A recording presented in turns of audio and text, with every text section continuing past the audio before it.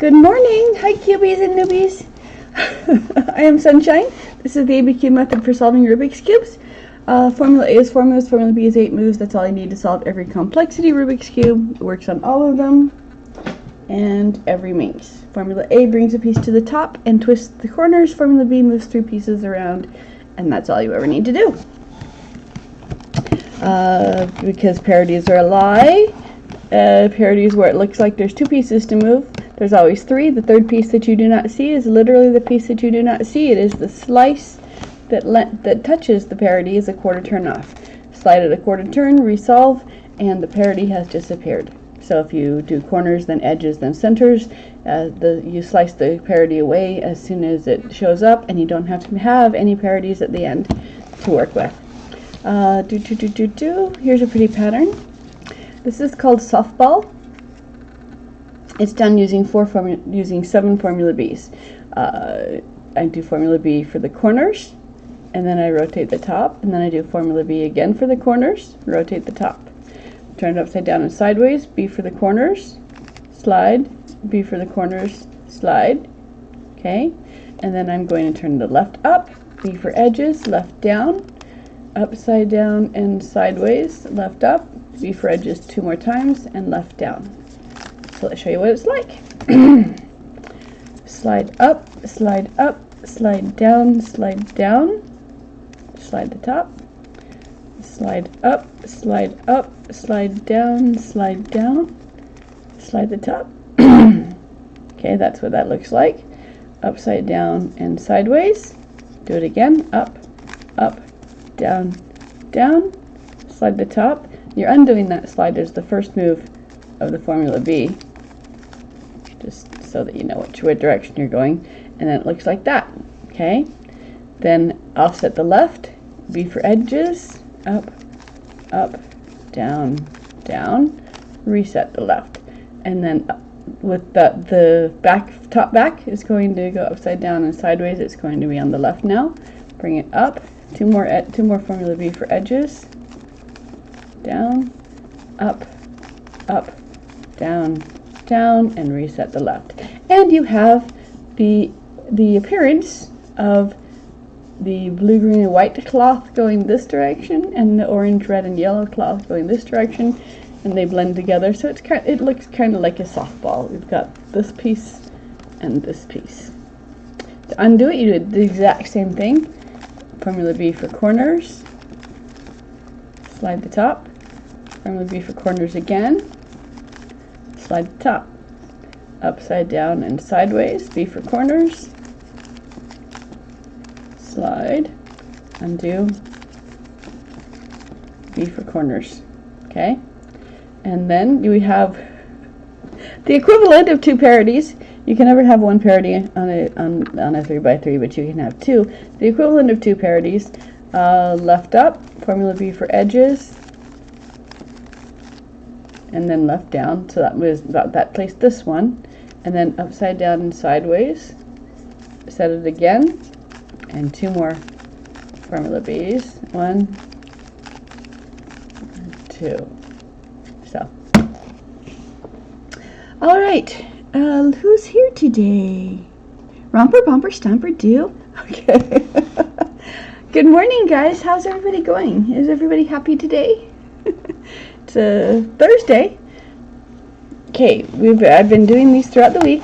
I did the corners on one day. I did the edges on the other day. I usually break that down into 2 stages, but I was feeling happy. And then so the corners solves the 2x2 and dictates what color the rest of every face is going to be. And then when you solve the edges, that solves the 3x3 and leaves you just the centers on the larger cubes to do. The corners, Formula B, top row outside columns, moves the corners around. Top row outside inside columns, moves edges around. And the top row and 2 inside columns moves centerpieces around. Okay, let's see what's convenient to do first. See if there's anything that just stands out as do me first. You can use Formula A for the entirety of the first face, but you can't use it for other faces because Formula A does affect all 6 sides at the same time. So we've got yellow's almost done. Let me finish Formula E. Let me finish B. Use Formula A to finish the yellow. Okay, so I put the pieces under where they want to go. I move them out of the way. Move the space down, move the pieces into the space, and the piece in the space back up again, and reset. Here's another one. Move it under where it wants to be. It wants to land right there. Out, down, in, up.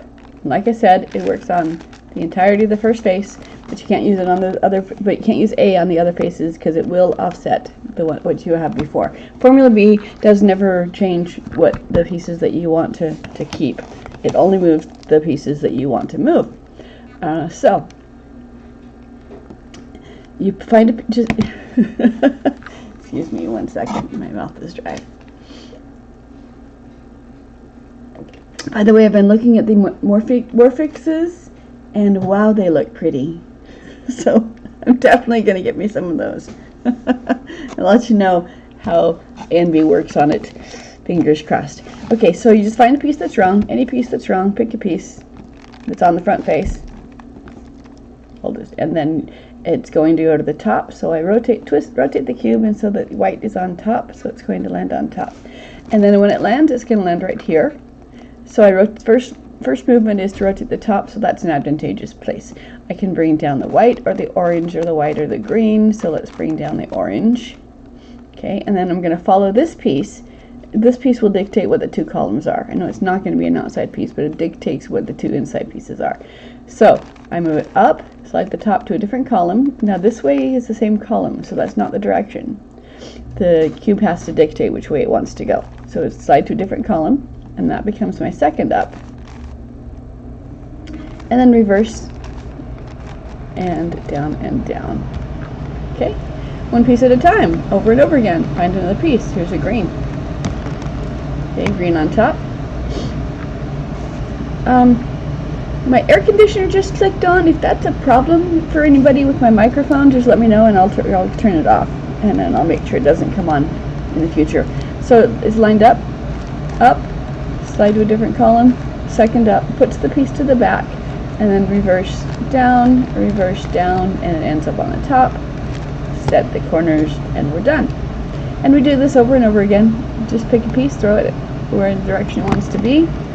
Okay, this red's going to land here. I can bring down a blue or an orange. I'll bring down the orange.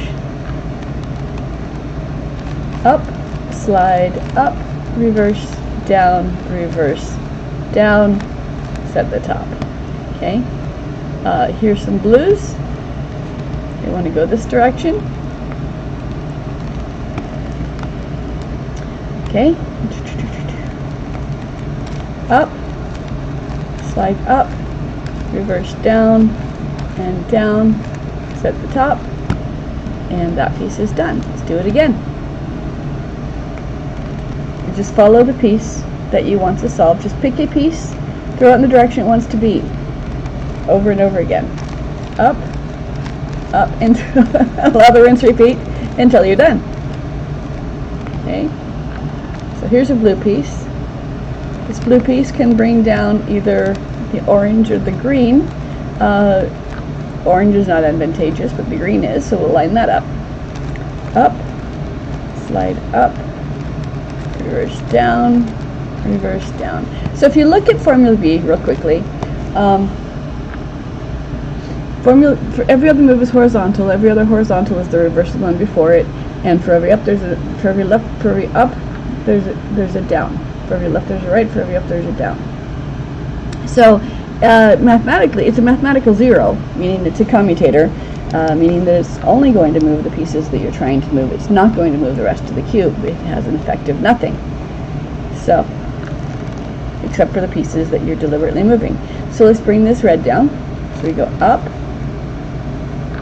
slide to a different column, second up, reverse down, and because my edges are done, there is a visual clue for the pieces for the columns that I'm on, in case the cat jumps on my lap and distracts me and I forget what I'm doing.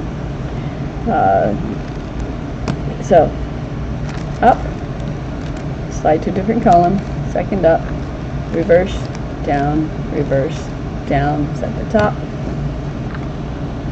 and keep going. Okay, I can bring down the blue or the orange. Let's line up the orange. Up, down, set the top as needed, and keep going. This one wants to go hop twice, because the blue is opposite, so we'll bring the green part down with it, okay, and we'll follow it again. So up, slide down, set the top. Follow it down, up, down.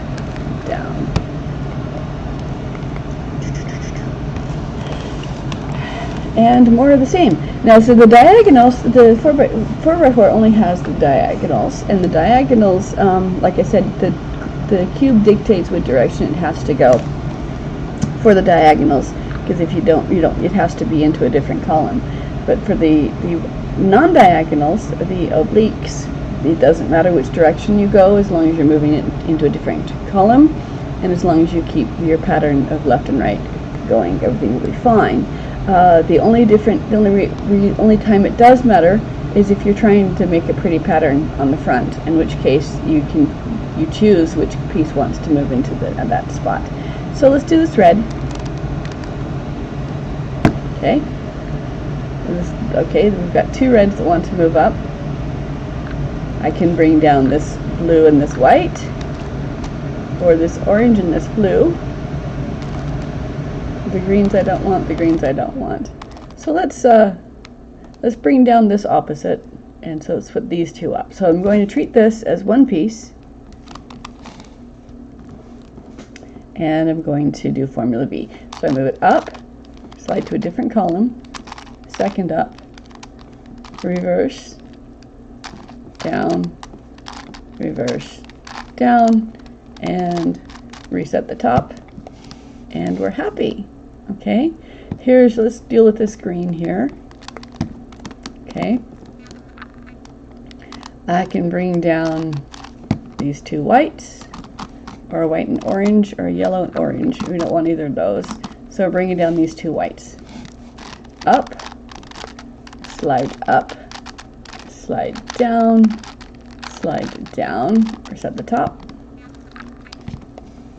Okay.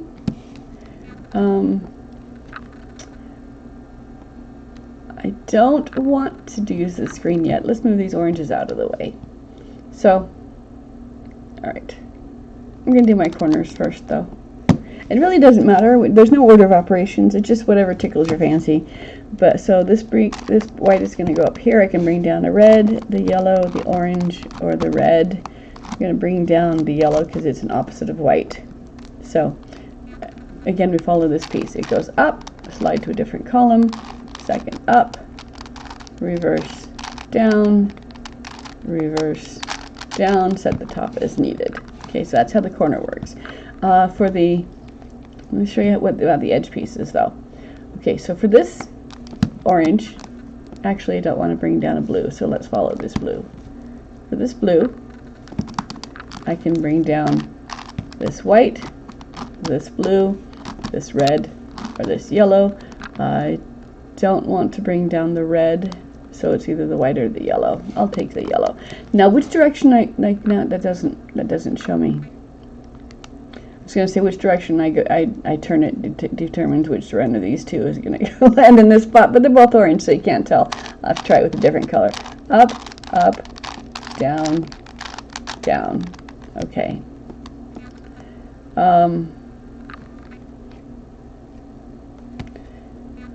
Okay, let's do this blue.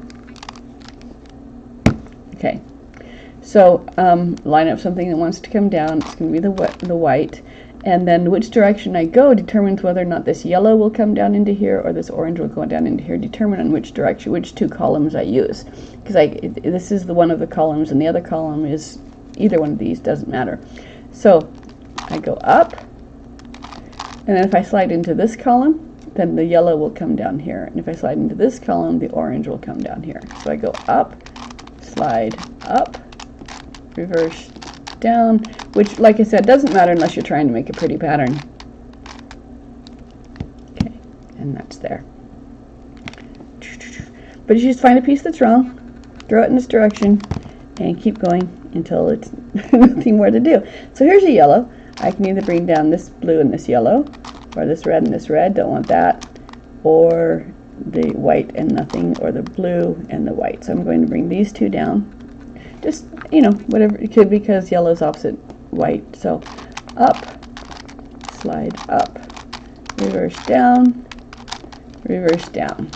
This is not a fewest smoothest method, it's not the speed solving method, but it is the simplest method to learn, because there's only 2 patterns to memorize, and because they're the only ones you do, it's over and over again, so you don't have to mentally remember which formula do I use for this pattern, or which order do I use the algorithms in,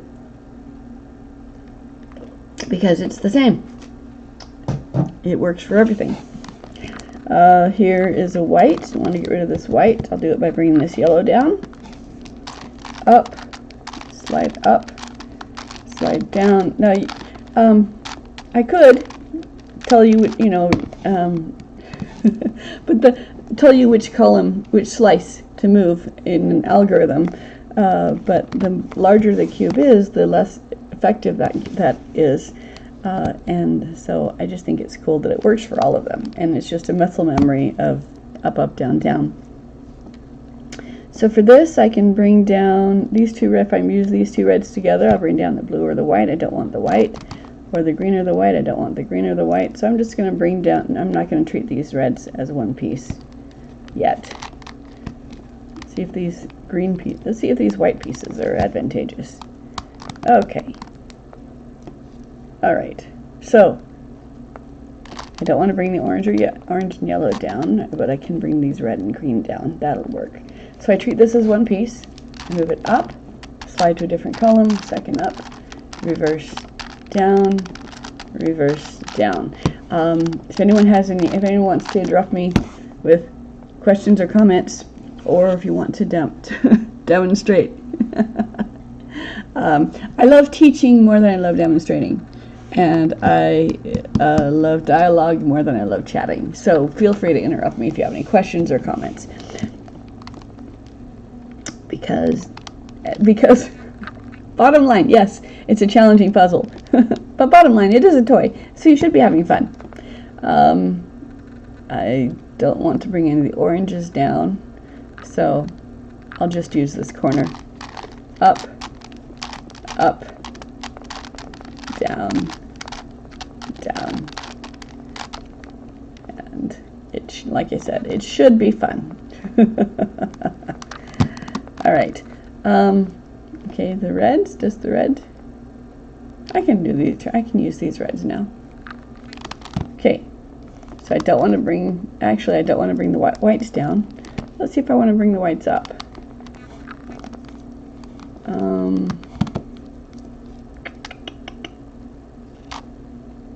Nope, just going to do the one corner. Up, slide up, reverse down, and set the top. Orange to the top. Okay, I'm going to line up the orange and yellow. I'm going to treat as one piece, and these two whites are going to come down. So I go up, slide down, slide down. Boom, boom, boom. Here's a blue. I like doing the corners first, just because it gives me a sense of moving from the outside to the center. It's just kind of fun. So I can bring this yellow, bring the orange down. Moving the white's not advantageous because I don't want to bring the white down. So just the corner, up, up, down, down. Set the top. Keep going. Bring another one. Okay, I don't want to bring the green down, so to the blue. So let's move it up instead. Up, up, down, down, set the top. Okay, here's yellow. I can bring down the blue or the red, don't want the red, so blue it is, up, up, down, down. So yeah, the priorities are, first you want to move a piece into the space, second you want to move an opposite out of the space. So here's a red. I'll just do the corner because I don't want that white down here. Up, up. So sometimes when pieces have paired themselves up, you want to keep them, and sometimes when pieces have paired themselves up, you don't. So there's no hard, fast rule. You just look at what's going to be helpful. So line top row to line it up, slide up, slide down, and set the top. Follow the green around again to the yellow, up, up, down, down. Okay, looks like my corners are done. Now we're just left with the, here's a corner. There's an orange. Okay. I'm not going to keep these yellows together because that would put the opposite onto the page, onto the face, so I don't want to do that. So up. So sometimes you want to keep pieces together and sometimes you don't. For the reductionist method, you're taught to pair up pieces and then keep them together. That actually increases your probability of getting a parity to resolve at the end. So I think it's counterproductive. And then now we're back. Now we're to the obliques. Here's a red on top. I can bring down a green or a white. Up, slide down, slide down. Okay, here's a white. I can bring down the blue or the red, so I line it up, slide it down, and reset. Okay, here's a red on top. Okay, line it up, slide down. Okay, here's a green. Bring it to an orange. Here I can demonstrate how it by bringing the green up and the orange up instead of the green up.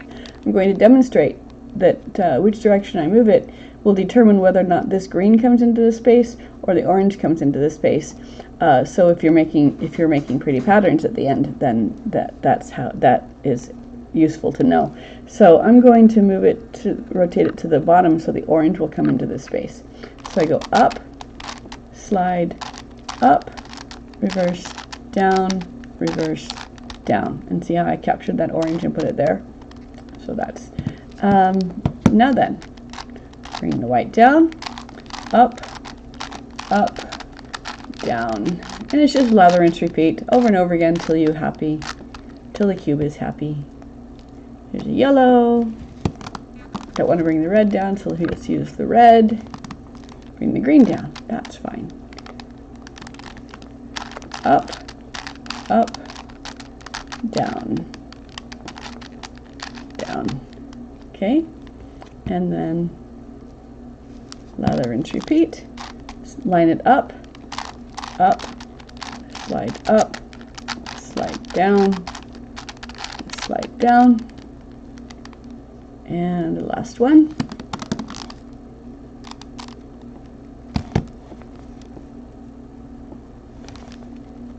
This is the piece. We're going to move to the top, up, slide to a different column, second up, reverse down. So solving the cube actually, for me, using this method, becomes for me, it's kind of a meditative technique. It helps me get out of my head because it is predictable and consistent, and I can do it without thinking. So it helps me. If I need to get out of my head, I pick up a cube and I scramble it. If I want to be challenged, if I want to be challenged more, then I take a minx. because the meek's having more sides, instead of just pick a piece and throw it in its direction, you have to kind of plan how the piece is going to jump around to get to where it wants to be. So it's more like moving a knight on a chessboard instead of moving a bishop or a queen. So if I just want to go mindless, I do the cube. If I want to be really distracted from something, then I'll do the meeks. So that's it. Formula A and B is all you need. I usually have a parity pre-filled here, pre-formed, so I can discuss that if needed. But if you're going to have a parity, you're going to have it when it's going to show up when you're doing the side edges. So there's no order of operations. I generally, because I treat all the cubes the same way, I generally do the corners first, and then whatever the next simplest cube needs is what I do for all of the cubes, to demonstrate that they're all done the exact same way. Okay, well, does anyone have any questions or comments for me before? Otherwise, I'm just going to scramble these and have them ready to play with tomorrow.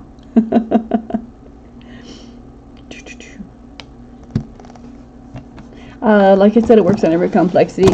Also works on, this is a Whittington 3x9, 3x3x9, and Formula A and Formula B is all I need for this one as well, with one minor adaptation, and that is that when I get to where I'm working on the 9 side, the left and right of Formula B is not helpful because I can't access the 9 side when I do that. So the only difference is that when I get to the working on the 9 side, then every horizontal move is move 2 instead of 1, so that I can access the columns properly. And when I do that, Formula A, doing B once does a bunch of things on the right, but only one thing on the left. One thing it does on the left is it moves this piece back here. It swaps these two pieces. So I just use Formula A to get the left edges correct, left edges correct, and then when I do, the right edges are either correct or there's a parity. If there's a parity, single quarter turn is off. So I make that single quarter turn on my left side, because it's easy. It's hard to keep track of whether it's turned on the right. So I make that single quarter turn on the left side, then I resolve the left side, and the right will then be correct. So Formula, doing it once swaps the edge pieces around. Doing it twice swaps the edge pieces back. So from this point forward, to work on the center pieces, I merely do Formula B adapted twice at a time instead of once at a time, singly. So for instance, for these blues to go up to the blue side, I would line them up to where they want to move. Okay, so I'd line them up to these, and then I would do Formula B twice adapted. So these pieces are going to go here. So I slide the top, first up, slide the top, second up, slide down, slide down. That's once. I do it again. Up, down,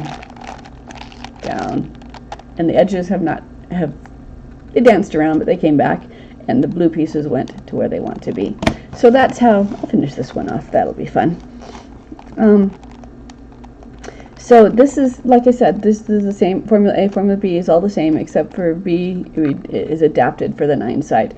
So for this orange, and the green wants to move away from the blue, and it wants to go to the orange side. So let's say that's not advantageous right now. All right, so let's move these ones. Let's pick this piece. I'm going to move this red up to where this blue is.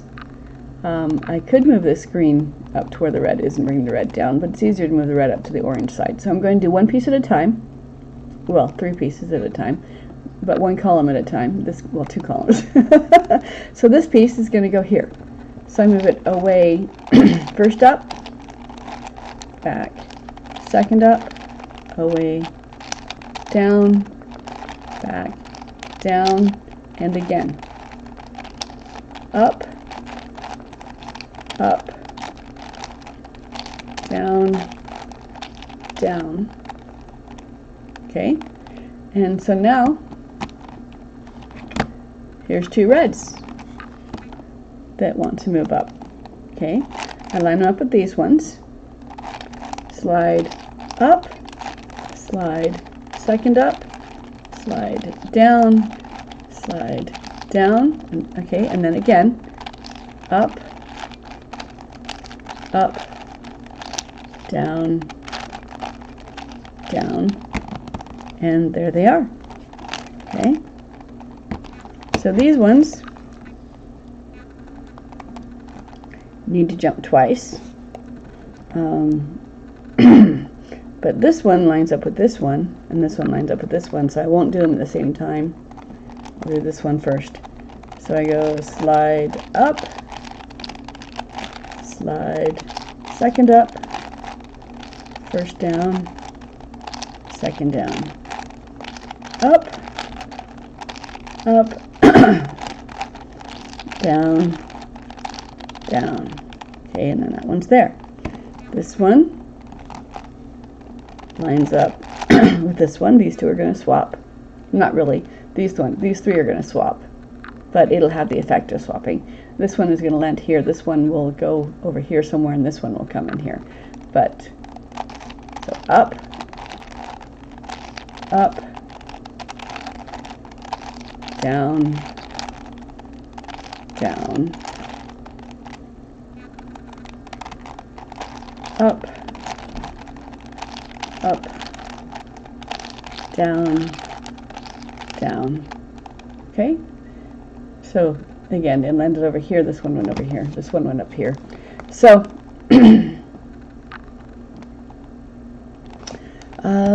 let's move this orange into where this green is. Okay, slide up, slide up, slide down, slide down. Again, up, up, down, down. Okay, and then this one, to move the red, up, slide down, slide down. Again, up, up, down, down. Okay, so this red wants to go over here. I'll bring this orange down.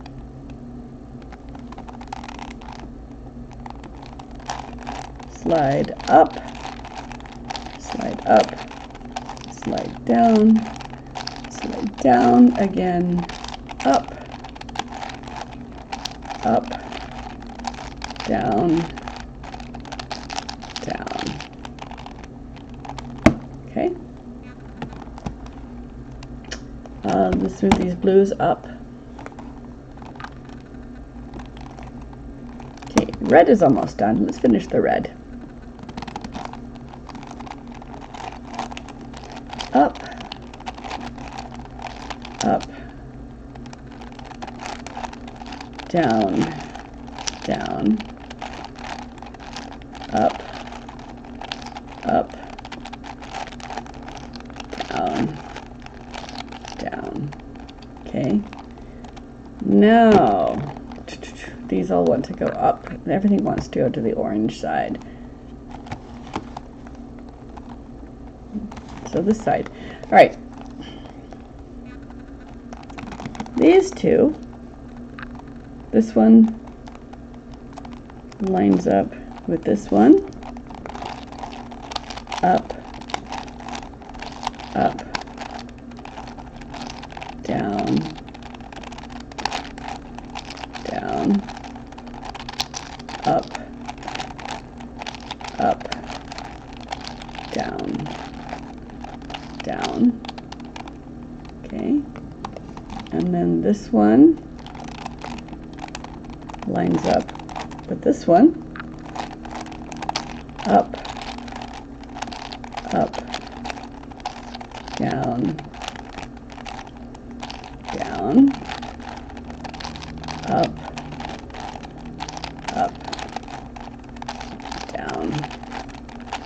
down. Okay, and then this one. Uh-oh, I pulled my sticker off. That's not a good thing.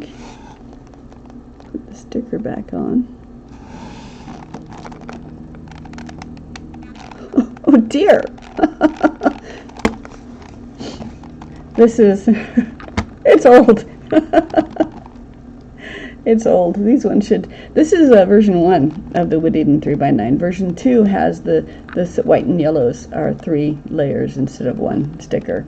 So let's move this orange up to the blue, up to where the blue is, up,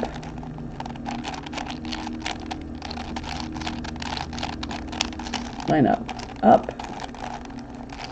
down, down,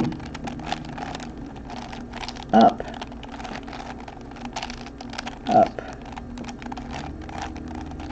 down, down. And then the last thing, I'm not going to put this on that sticker because that sticker needs to be glued. I'm going to put it on this one. Okay. Slide up, slide down, slide down again, up, down, down.